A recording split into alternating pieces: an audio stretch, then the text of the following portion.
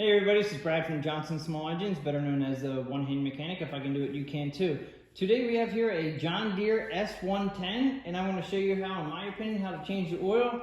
And I'm also going to show you something about the air filter that I wasn't real impressed about on a brand new John Deere S110. So let's get to the tools, and I'll show you what we need to get the job done. From left to right, I use my 1/4 inch electric ratchet. We need an 8mm socket. A couple extensions. I'm going to use a 1/4 inch and a 3/8 inch. This is a 1/4 inch ratchet, a 3/8 ratchet. The oil filter that we need today, the John Deere oil filter number is an AM125424, or the Briggs number is, because it is a Briggs engine, even though they tell you to use the John Deere part, you can use the Briggs oil filter, it's fine. Even some aftermarket filters work just as good if you cross them over, but the Briggs number is a 492923S. Now there are many Briggs and Stratton numbers that cross to this, so you just have to cross-reference them in the computer. Oil filter wrench of your choice. This is just a regular pliers type, and this is one that I like because it actually spring-loaded, goes over it, and then turn it left, turn it counterclockwise, and it opens up. It actually takes it off. Pair of pliers. 2 quarts of oil. You're not going to need 2 quarts of oil, probably 1.5 to 1.75, 10W30. Definitely check your manual for what oil that your temperature, where you live, because I do know that they're going to a 1540 and 1040 and 10W30. They're using multiple viscosities now depending on where you live and the climate that you're in. Oil drain pan. Just a couple tools that I use to not make such a mess. We may need 1 or 2 of these or either one. So let's get to it. Also gonna need a jack, a floor jack of some sort to jack up the back end, and I use a block of wood. It's a 6x6 just to put the back tire on. We're gonna go ahead and do that now. Right on where the hitch is, trying to put it in the center. And you just have to make sure that we're gonna tilt the tractor on the oil drain side. And the oil drain side on the S110 is on the right side. So your oil drain is right here. We want to be able to access that, and actually we want it leaning to that side, so I'm going to go ahead and put my 6x6 block underneath the left rear tire. And I would suggest putting on your emergency brake just to help the tractor stay stationary. On this model, you can or you don't have to take off the mower deck to change the oil, which is nice. You don't have to take the mower deck off. So once I get it sitting on the block, I take the jack around the front, and I will jack it up right on the main spot where the front, it's where the front mower deck rod goes in. It's a nice sturdy location. And I just jack it up enough to have a nice lean coming down. I'm not sure if you can see it on camera, but I like to make it lean like this. You want to warm up your engine before you change the oil, just to make sure it all comes out and it comes out fast and flows well. So we're going to go ahead and take this cover off here, and it's an 8mm socket that we're going to use. There's a bolt inside here with a washer on it. We're going to take this cover off. A little hard to see, but it's right underneath here. Okay, it's right there. It's an 8mm bolt. And I'm just going to use my electric ratchet and take it off.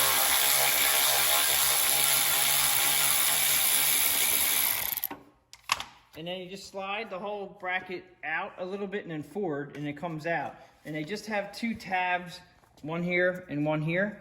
One tab goes up in here, and you gotta be careful of your wiring, and one tab goes on the bottom. Now, these also have little teeny plastic, just plastic keepers that help keep the bolt in. Sometimes, as you can see, this one actually unscrewed itself.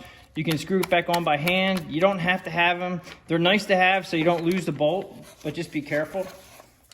And here is your drain. Now, there is a wire in the way right here, so what I'm going to try to do is I want to get this wire out of the way and not leaving me a lot of slack. So I'm just going to go ahead and probably pull that back with a zip tie.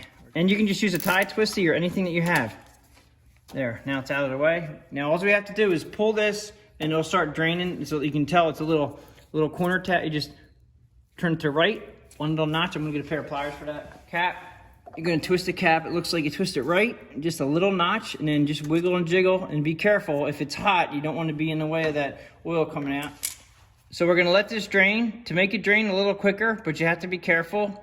You can twist your oil cap, half turn, and it'll pop up. Now, when the oil is extremely hot, it's gonna flow. It's just gonna try to go all over the place, so be careful. Sometimes you can lift your pan up. And this pan I'm using is just a old antifreeze bottle. I've been using it for years.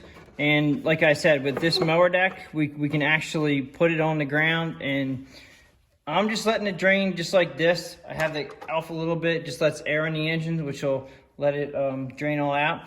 We have to let this drain until it's empty, and then we're gonna turn the machine back on the other side to take the oil filter off. So we'll be right back. Okay, so I waited until this is pretty much all done dripping. We're gonna go ahead and put the cap back on, just slide it in, turn it to the left, and that should lock it in. When it goes a little bit, go ahead and clean this up a little bit. You might want to check to make sure your oil drain is tight. I'm going to go ahead and do that now just to make sure it's tight, because I've seen a lot of these get loose through the years. So definitely with the wrench on here, and check that. Okay, so a 15/16 wrench, it works. I'm not saying it's not metric, but guess what? It actually is turning in. So I'm going to, now when you crank this in, don't crank it in too far, but you want to make sure it's a lot snugger than it was. Even though it wasn't leaking oil, I just crank it in. That was a half a turn, and you can see that we can see our location. So as far as location where this goes, the cap goes, the cap was actually not even, it was in the on position, or the off position, which means it would have popped off. Make sure it's locked in. Now we're going to go ahead and turn this 1/2 more revolution, because it was really loose. So it shows, now it's getting snug. All right, so now we're in a straight up position, so you know where it's at. Make sure you're located in the right spot for closed. I'm gonna go ahead and remove the zip tie. That wire can go back where it was. I'm gonna push these out of the way so I don't get the cover.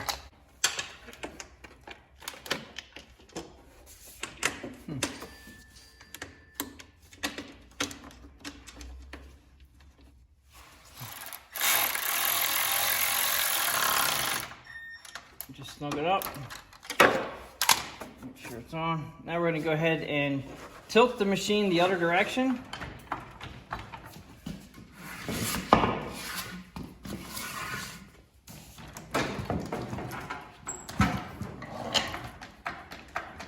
Now we're on the other side, and we're gonna take off this cover.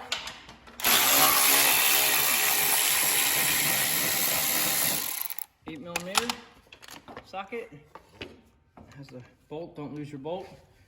Now that allows us to get to the oil filter here, and I'm going to turn the steering wheel a little bit so I can get my oil drain pan underneath, just like that. Now the tricky part is getting this oil filter off without making a mess. Since I have it tilted, it'll probably just drip off the frame, but that's when I use this guy right here, which I've made from a regular oil can.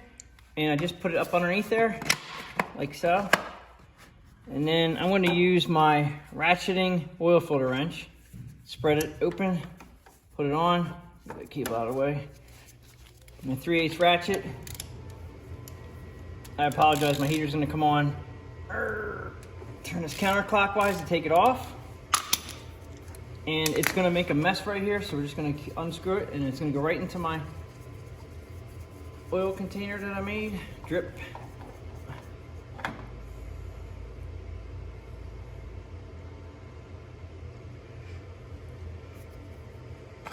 Now I have a little bit of a lip on my drip pan here, and as long as it's not overflowing, there's a couple things I can do. I can drain it into my oil container, because I have a lot in there right now, so I'm going to take the cap off and very carefully drain this into my oil container, like that. That gets the weight off of it, so I can go ahead and put the cap back on, and then I can leave it hang there while I'm getting the oil filter ready. Just like that. It shouldn't fall off, but it may. Now with your oil filter, I always put in about a 1/2 of an oil filter full of oil. It just helps prime it up. It makes it quicker for the engine to get oil. We're gonna go ahead and fill this up about halfway, and it'll soak in. You're wondering, okay, is it gonna all come out when you turn it sideways? Now I take a little bit of the fresh oil and put it on the gasket, like that. Now if you guys are sensitive to anything on your hands, make sure you're wearing gloves. Just twirl this around. It's hard for me to wear a left-hand glove, Joke. So I'm just spinning this around because the paper filter inside will soak it up. And then I want to take a rag to this and clean this up around here. And we're just going to go ahead and clean it up. Use a clean rag. I'm going to pull this out. And hopefully before the... Alright, so it's still dripping. I'm going to just put my drain pan underneath it. Hopefully this will drip through the... Okay, so that's just dripping into my pan. I'm going to go ahead and put the new oil filter on. You should let that all drip out for a while. Give yourself a couple minutes. Screw it on clockwise. Once you get it seated, once that gasket seated, I usually turn it until it's really snug. I know they tell you a certain amount of turns, but you just got to make sure that it's on there and it's not going to back off. And they do recommend checking this and check for leaks. So before we put the cover back on, we'll run the machine and check it for leaks. Okay, so now this is when, if you have an hour meter on your machine, which this one does, we're going to go ahead and write the hours on it. We got to see how many hours this is. 20.8 hours. And so I'll write the date and the hours on the oil filter. It's 20.8. And you'll be able to see this from above. We're going to take this oil pan out of here so we don't make a mess. I'm going to go ahead and put the tractor down.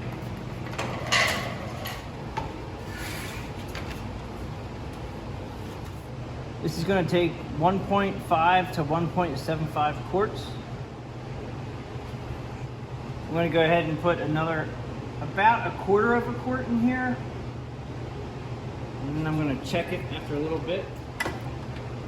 The dipstick tube itself will give you a false reading sometimes. You kind of have to like walk away for 5 minutes. Now, while I'm waiting for this oil to settle, I'm going to show you guys something that I don't like with John Deere, or it might be a Briggs and Stratton thing, I'm not sure. But the air filter is here.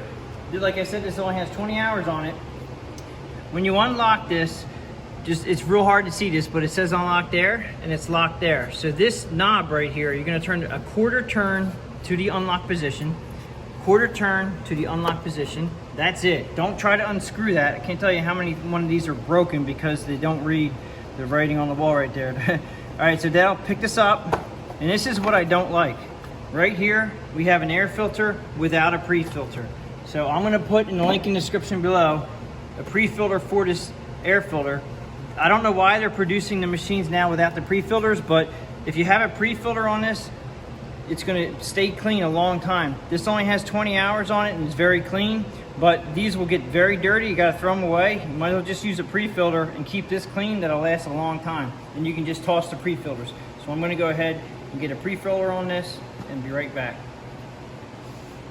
All right, so this is what it should look like with the pre-filter on it. I put a little layer of oil on this pre-filter, not too much because you don't want it to soak through into the paper. You'll ruin the air filter. Just a little lube on the outside will collect all the dust. And then you're just gonna go reinsert it, put it back on here. And just remember with this cover, you wanna have them in the unlock position before you put it on, and then it'll push down and then just click it, half turn into lock position, half turn into lock position. That's all you do to take it on and off. Now we're gonna go ahead and check the oil, and I'm gonna wipe off this. Now granted, we have about 1 1/4 quarts. I'm gonna go ahead and put it in, quarter turn, back out again. And we are right at the top dot at about 1 1/4 to 1 1/2 quarts. Now, as soon as I fire this up and run it, this should go down. So we're gonna go ahead and do that now, and also be able to check for the oil. We want to make sure that we're not leaking from the oil filter, so we're going to go ahead and do that now.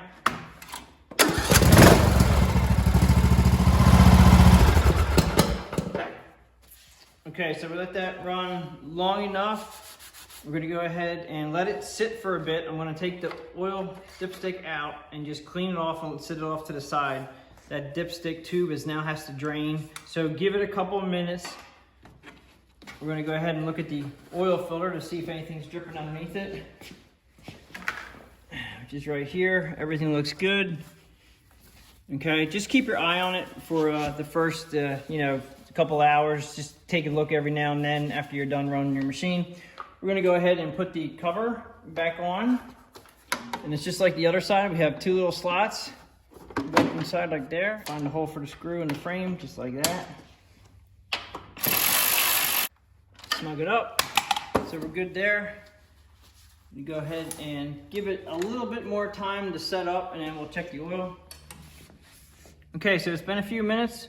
I'm gonna go ahead and put it down in, half turn, quarter turn actually, bring it back out. Now as you can see, it's down on the first dot in the bar graph right there. So we wanna bring it up. I usually like to have it right at the bottom of that top dot, which is gonna take probably about another quarter of a quart, maybe not even that. This is where you just put a little bit in at a time.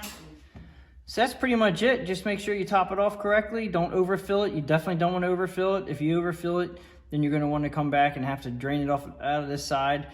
Don't want to run the machine low on oil, and you definitely don't want to run it high on oil. And then after your first cut from your oil change, just double check it again.